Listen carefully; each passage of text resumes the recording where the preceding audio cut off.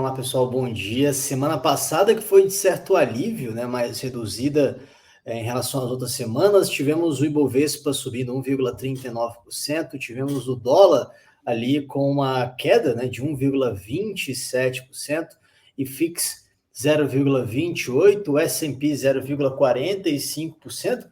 Já essa semana, segunda-feira, o índice futuro aqui com vencimento, o YouTube já opera com alta de 0,59%, batendo 116 mil pontos, voltando para os 116 mil pontos.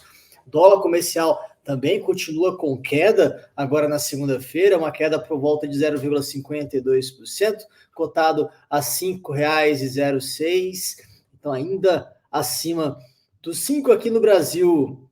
Os dados de maior destaque vão ser divulgados como número de serviços, varejo e IBCBR, marcado já para esses próximos dias, mas o que realmente vai pegar fogo, assim como pegou na semana passada, vai ser o cenário internacional, vai agitar bastante o mercado. A gente que teve o mercado aqui, pelo menos o Ibovespa, sustentado pela alta do petróleo, que vem também do cenário da discussão, do cenário internacional. A gente está tendo os índices futuros de Nova York amanhecendo nessa segunda-feira também com alta, acompanhando, assim como aqui acompanha o Ibovespa, divulgações positivas de alguns resultados de empresas na semana também anterior ajudou a esse S&P subir, apesar de temores com novos avanços no conflito entre Israel e o Hamas. Se a gente consegue enxergar isso no próximo slide, já fica ali o S&P e o dólar mais claro. A gente tem hoje já o Dow Jones subindo 0,27%, o S&P subindo 0,14%, Nasdaq próximo do 0 a 0, ali subindo 0,03%.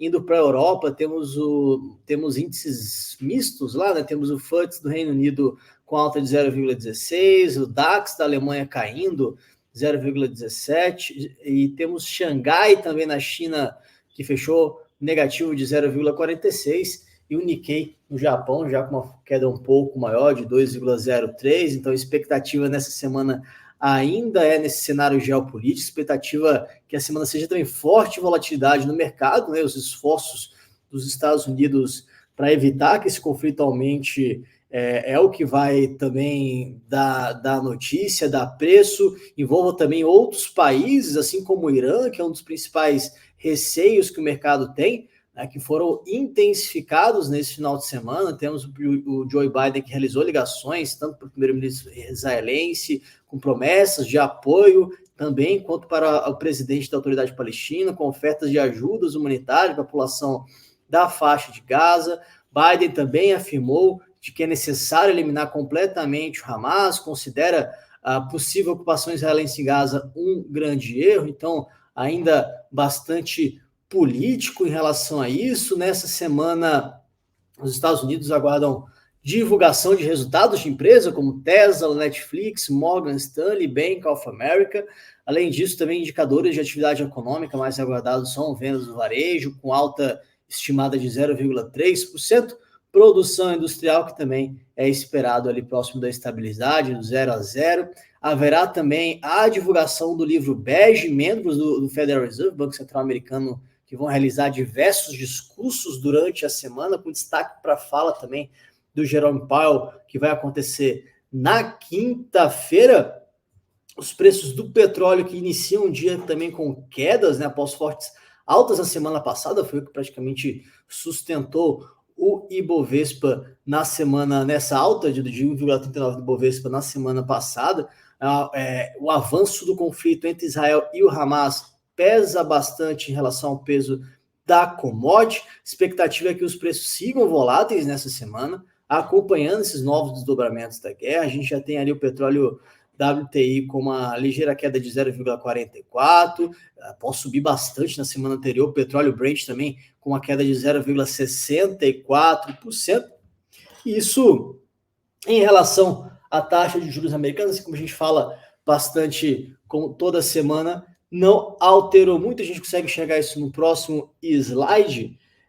Ainda é a permanência de taxa de 5,25, lembrando que mesmo com com esse movimento que a gente teve lá fora no cenário político um pouco mais pesado, isso pode sim impactar no final das contas essa taxa, né? A gente viu a Treasury nos Estados Unidos subindo com essa fuga que se teve para ativos mais conservadores, o que é normal, né? Em momentos extremos, assim, há essa busca de ativos conservadores, os Treasuries americanos é a principal delas, o dólar acaba subindo, né? Mas de qualquer forma ainda a aposta é muito semelhante no início da semana passada, de ainda permanência com 67% de 5,25 e ainda alguma possibilidade de alta ali, né, de 5,50, 5,75, mas ainda não tão grande quanto a própria permanência. Agora, voltando aqui no Brasil, que a gente tem a novidade da curva de juros que vem pesando bastante aqui, principalmente nossos ativos indexados IPCA+. E em relação à curva de juros, com essa abertura, o destaque vai para o final, a última reunião ali do Copom, que não é mais de 11,75, mas sim de 12%, é assim como a curva de juros precifica o último corte da Selic, que não era mais de 0,50 na última reunião do ano, e sim a gente terminando o ano agora com um corte de 0,25, né, entre a reunião de novembro para a reunião de dezembro, terminando o ano com 12%.